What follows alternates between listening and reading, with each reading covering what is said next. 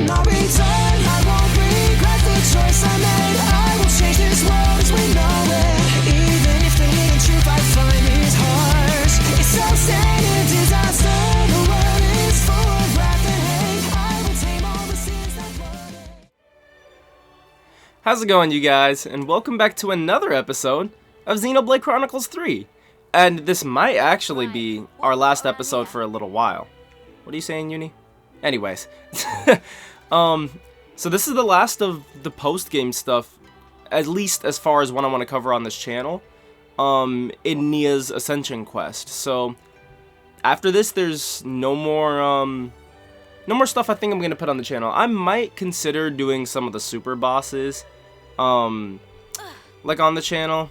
I don't know, it just depends, because there's not too much that I really feel like I need to show with this game. However, I do love playing this game, especially on the channel. It's been super fun for me so far, and, you know, I don't want to stop. I like Xenoblade. This is my favorite game, and I like sharing my experiences with you guys, so we'll see. But for now, we are in Agnes Castle, and the reason we're in Agnes Castle is because, like I said, we're doing the rest of Nia's quest. I did the memories off screen, so the first part of her quest, you go around the world, and she's pretty much like telling you about different parts of the world. So you go to Mock the Wildwood, and she tells you about what that area used to be like in Xenoblade 2. You go to you see the Urian Titan, and she tells you about how, like, oh dang, to you guys that's just a mountain, but during my time the Urian Titan was like a whole land. Stuff like that. But now we're to the actual quest, which is Nia's memories. So let's go ahead and just jump right into it. Let's have a little huddle. I can't wait for this. I've said this a lot, I'm sure, in the other videos regarding Nia and Melia, but it's just so cool that they added them and they have these quests in the game for players who played 1 and 2 to, like, you know, get something. I'm sure the DLC is going to give us a whole lot of crossover madness, like Shulk and Rex and them being in Ionios. But for now, this is so good. Okay, so what we got next? Good question. Nia, anywhere you still want to go? Look at how pretty she is. Like, just look at how amazing her design is. Can we talk about that? Let's talk about that. Look at her design. It is a perfect mix from her outfit from Xenoblade 1 and Xenoblade 2 in one character. It's just so good. Okay, sorry. Well, if you're asking me to choose, then I may ask your advice first. Sure, I hope we can give you a decent answer. Also, I'm still like 100% positive Mio is Nia's daughter, but we won't talk about that. And all the places you guys have been so far, was there ever a place where you could look at the sky up close, almost touch it? Aw, does she miss the cloud sea? That's kind of sad. But what do you mean close to the sky? I guess she means, like, have we ever been up to the highest place in the world, right? The highest place in the world, wouldn't that be the Sword March? I can't think of any place in this game higher than Sword March. You literally go up there and the music stops and all you hear is birds and clouds moving by. The highest place, maybe we have, maybe not. Is that where you'd like to go now, Nia? Yes, I mean, I don't have any really major reason for it, but no, I think she misses the cloud sea from Xenoblade 2, because in that game, you're up in the sky, like in a sea of clouds for the whole game. Just when you asked me where I wanted to go, that was the first thing that popped into my head. What? The sky, you mean? Maybe when I look up at the sky, I just long to go back there. A sort of nostalgia. Aw, she means all rest. This is so... The quest with Melia did the same thing to me, where I'm like, dang, they really miss being with their friends from Xenoblade 1. Like, okay, if there's DLC, then we're gonna see the past, most likely, and we'll see Shulk and Rex and them there. But I want to know what is gonna happen with Nia and Melia in the future. Did they really just outlive their friends? Like Pyra, Mithra, Rex, Shulk, Dunban, they're all gone now? Or if we go back to the real world outside of Ionios, are they gonna still be there? I want to know. Well, if that's what you want, then why don't we try to find a high place for you? Oh, really? You're good with that. I'm cool with it. Anyway, it was me who brought up the whole where did you want to go chat in the first place. If there's a way high up skyscraping place like that, I'd love to check it out myself. You guys, thank you so much. I guess I'm counting on you all over again. Let's find it together then. The place where we'll be close enough to touch the sky.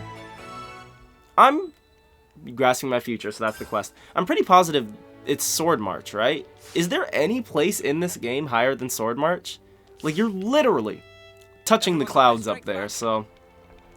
the cavity. Oh, yeah, it is Sword March. The cavity is, that. You can see it from here. The little spot that got gorged out by the Annihilation event because of Shania. That's where they want us to go. Interesting story. That is the strongest area in the game. Like, the enemies there are level 90 and higher. So, let's just hope that this quest doesn't force us to fight anything too powerful. Because, that ain't it. That ain't it. Okay, so, the quest is down there. I actually haven't explored this area yet. I've been saving it for when I was, like, at the end of the game. But to be honest, I think I'm about strong enough to go through here now. They're not as strong as I thought. They're only, like, level 80. Although, as insurance, let's go ahead and equip Noah with Lucky 7. In case anything goes bad, you know? And we really need it. But I think we should be good for now. So, yeah. It is a little, I guess, sad that this is most likely going to be, like, you know, one of the last Xenoblade videos I make for now. We still have the DLC coming up in a good bit. We don't know when it's going to come out, but we got the challenge battle mode already, so I might do some videos on that as well, just because, like I said, I love playing this game, and I love talking to you guys and giving my opinions and thoughts.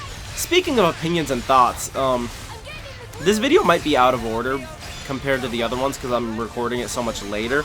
But the Game Awards recently happened, not to date this video or anything, but Xenoblade Chronicles 3 was actually nominated for 3 awards. It was nominated for Game of the Year, which is like the big award, OST of the Year, and RPG of the Year. Now, I'm gonna be honest. I've played Elden Ring. I played a lot of Elden Ring, actually, almost too much. That game took over my life for a little bit. And it's an amazing game. I gotta give it its props, right? But I will say, I expected Elden Ring to win over Xenoblade for Game of the Year, right? Or God of War, because those games are just too popular in comparison. But Soundtrack of the Year? Not going to Xenoblade 3 is crazy to me. Did you guys watch those last videos I made when I showed you the songs that play while we have Nia and... Oh, speaking of which, let me turn that back on. I turned it off. Watch this. Is it... No, audio. Special Hero BGM on. I forgot we can have Nia's special song playing. But yeah. Like, how did... Oh, hey Nia. How did we not win OST of the Year? I don't understand. What is she looking at? Oh. Oh, she caught a bug for us. Thank you, Nia. She's so proud. She's like, ah, yes, I crushed that bug. But yeah, I don't know. Elden Ring has an amazing OST, don't get me wrong. But nowhere close to what Xenoblade gives us in terms of just the soundtrack overall. But also the way that the soundtrack participates in the storytelling. For example, with like the flute playing when you battle M. Do you guys remember that? And it's... At first you're thinking, okay, this flute is playing because we're battling a version of Noah and Mio, so it makes sense, they're off-seers, right? But then when I fought N, I was like, wait, why is the flute not playing for his theme? It's just the normal Mobius theme again. And so, I didn't think too much of it, but then you realize the flute was playing when you fought M because you were fighting Mio, not M. That's why, because M was never an off-seer, Mio's an off-seer. And it's just like, things like that make me wonder, how did they do such amazing things like that? Not to mention the main off-seer theme with Noah and Mio joining their flutes together to represent like a major part of the story, which is these two opposite sides of the war coming together into one. Like, things like that make me wonder how we didn't win OST of the Year. Also, there's this picture, Now, I will preface this with saying quantity does not mean quality. However, there's this picture that JRPG posted on Twitter showing that out of all the games that got nominated for OST of the year, they all have soundtracks that are around like 3 to 4 hours long and have about 20 to 30 songs in their OST. Meanwhile, Xenoblade is 12 hours long and has over 140 tracks. Like, I'm here playing Xenoblade. It's my favorite game ever. You guys know I'm a huge Xenoblade fanboy, so of course I'm gonna be biased. But it's just like, bias aside, I feel like Xenoblade 3 should have won OST of the year objectively. It just is a better soundtrack objectively. And yeah, of course that's not really a thing. When it comes to art and stuff like this, it's all opinion, but it's just, there's so many more songs. They do so much more with the songs. They mean so much more to the story and gameplay. With the dynamic music, you guys know when we're doing a boss fight and we get like towards the end and the music picks up like crazy and we're like, holy crap, this fight's intense. Like, how many times during this playthrough have you guys heard me say, oh my gosh, this is hype, like, this is intense, the music is getting me there. Like, it just does too good of a job with everything, the gameplay, the story, for me to think that Elden Ring or God of War win over it in any way. But, you know, it'd be like that. Honestly, I didn't expect an RPG, no less a JRPG, to be nominated for Game of the Year at all, so we're already winning. I'm already glad enough and happy enough that Xenoblade garnered enough recognition to be in the Game Awards, considering how Xenoblade 1 Remake and 2 got snuffed. But, yeah, this turned into a, this went from a Nia story video to a Game of the Year award complaint video, but I love seeing Agnes Castle from here. Yeah, that's just my thoughts on it, you know? We might skip a lot of this and cut it out. Might not, it depends, but since this is an area I haven't explored before, I just like, you know, running around doing this stuff and talking to you guys, so we'll see what stays and what doesn't. Looks like a pretty rare specimen. Wow. I love the view from here, too. Is that breathing?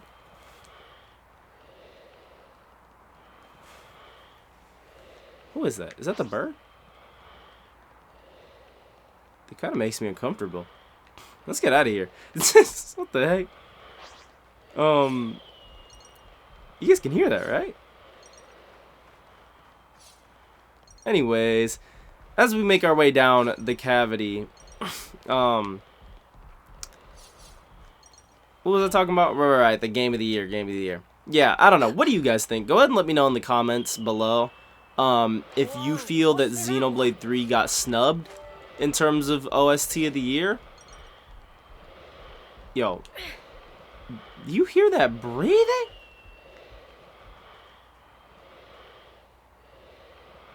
What's down here? Is it like a monster or something? There better not be no... You know what?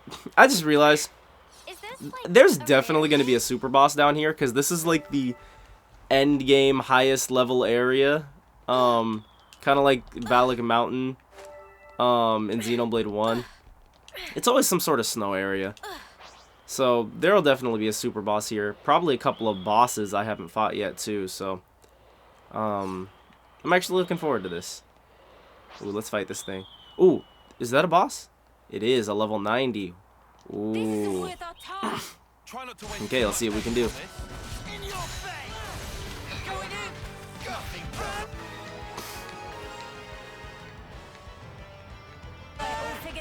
Oh, that wasn't too hard.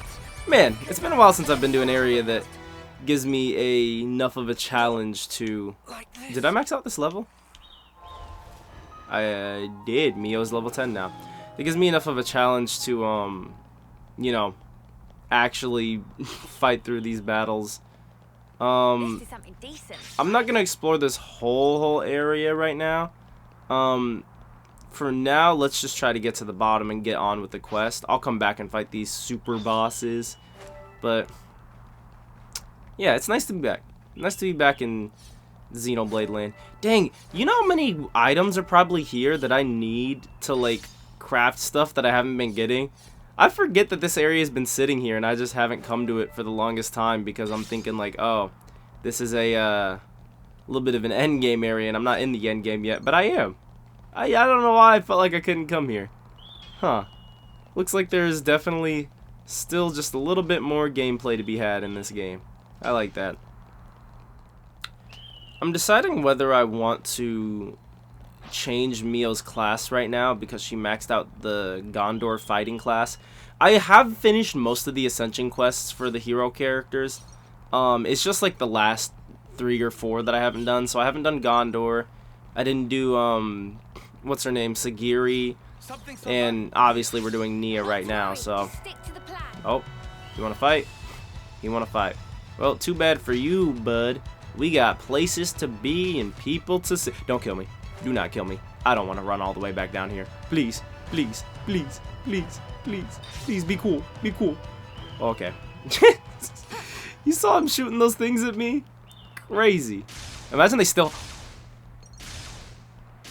Oh, that's crazy. I was just about to say, imagine they still hit me. Those things actually did not despawn. Funny game. Funny game.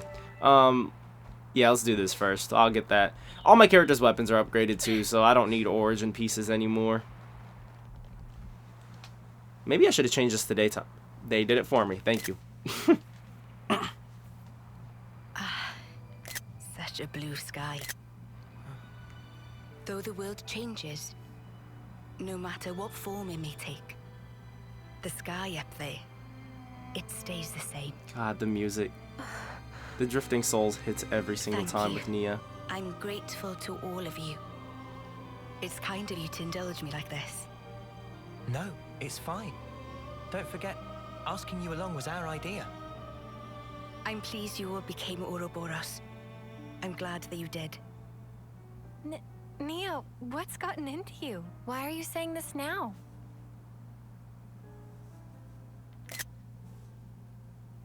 When this battle is over, the stationary worlds will move once again.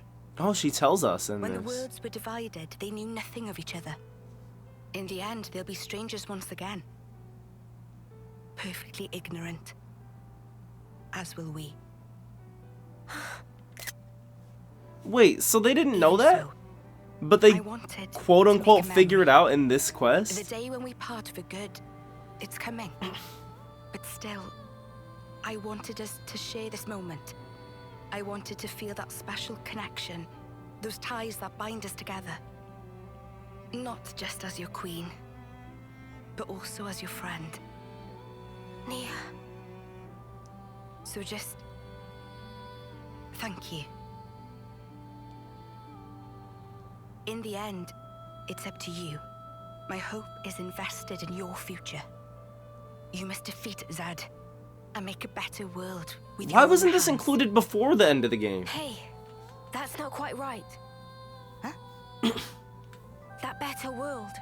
You'll be building it together with us, Nia. You mean...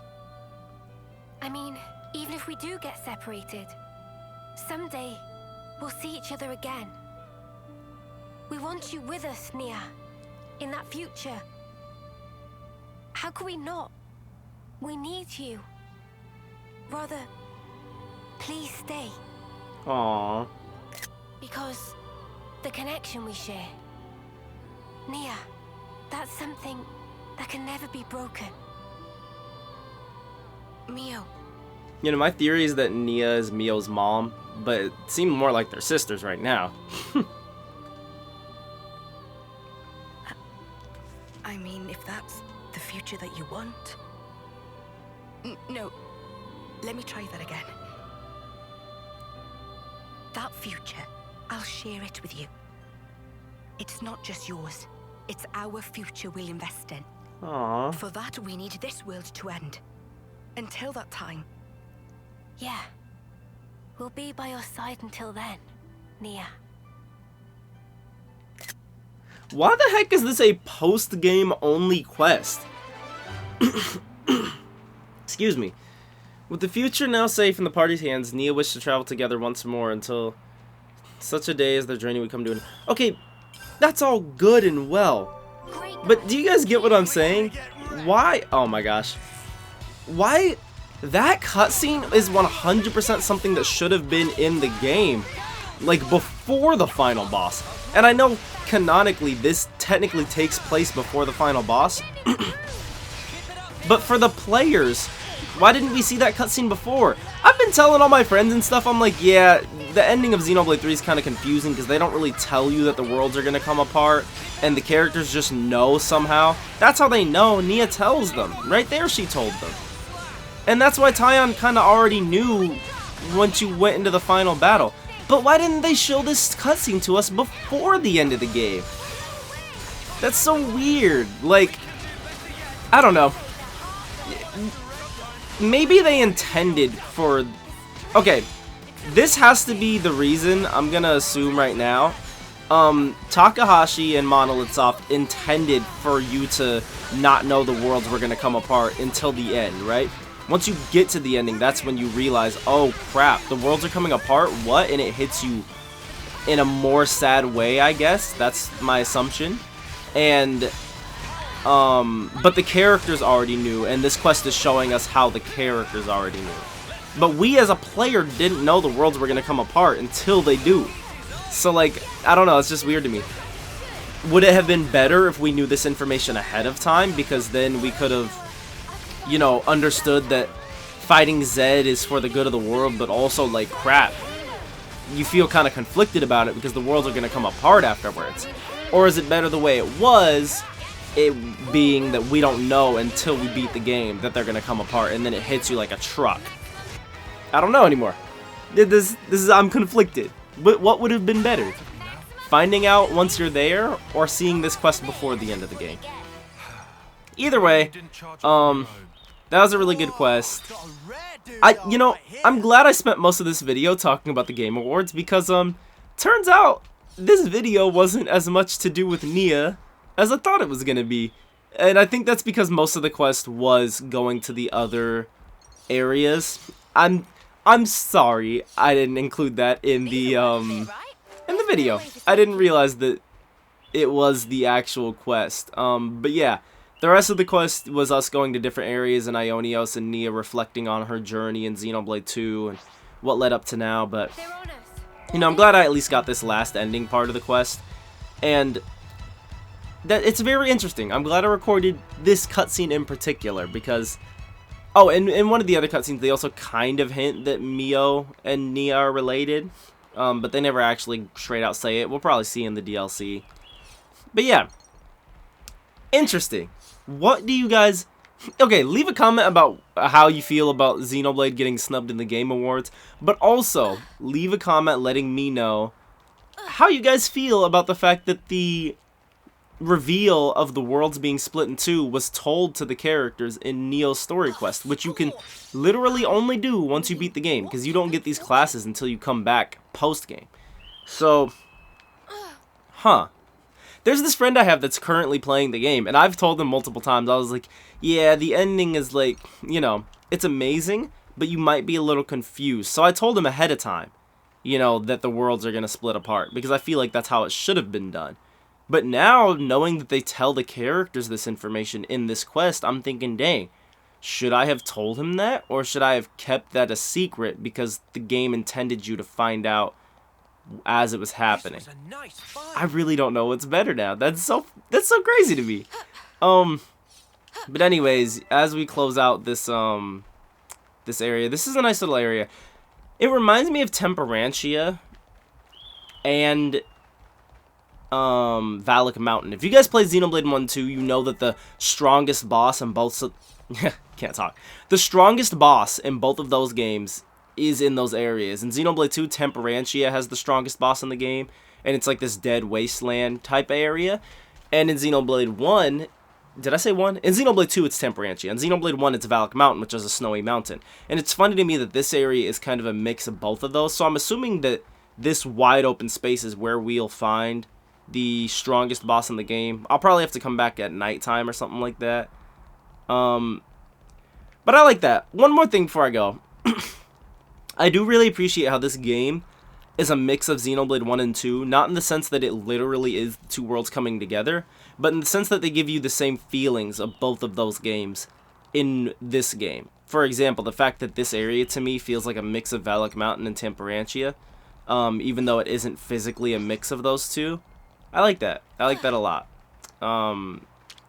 Again, if this is gonna be like, you know, one of the last Xenoblade videos I make for a while, then I'm glad you guys have stuck with me, anybody who's watching still and watched this far.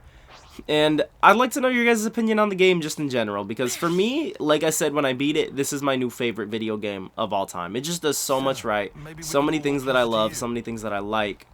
Ooh, it got snowy. And so that's where it stands for me. But I want to know from you guys, so go ahead, let me know what you feel. Thank you guys for sharing this journey with me. I used to watch so many YouTube videos as a kid growing up and watch playthroughs and stuff, but I never thought I'd be able to be here doing my own. And I'm not the biggest channel, of course, but at the end of the day, it's still a lot of fun for me to record these and edit them and just have my thoughts and opinions on the games I love out there. So, oh dang, this dude wants to fight. I just want the metal piece, man. Ugh. Thank you. But yeah. Also, in terms of the channel, I know it's been nothing but straight Xenoblade for the past, like, 4 months. But I am planning to go back to doing other videos, so I'll be uploading some Genshin content soon. I'm gonna, after a whole year, finally finish my World Ends With You playthrough. I'll go back to that. Well, more like start. Anyways, sorry, I'm rambling. I'll see you guys in the next video. Thank you for watching, and you guys have a good one. I love this. I love you too. Peace out, guys.